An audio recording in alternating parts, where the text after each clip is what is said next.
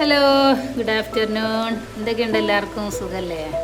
ഇവിടെ ഇതാ മഴ തകർത്ത് പെയ്തുകൊണ്ടിരിക്കുകയാണ്. മാഷാ അല്ലാഹ്, അൽഹംദുലില്ലാ.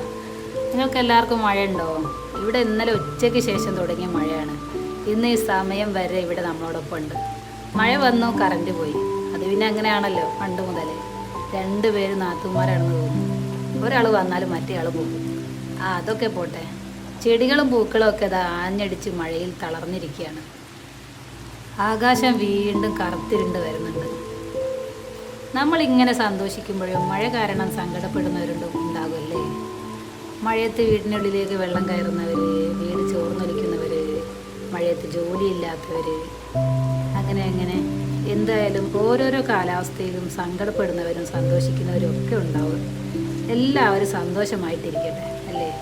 മഞ്ഞും മഴയും വെയിലും മാറി മാറി വന്നാലും എല്ലാവരും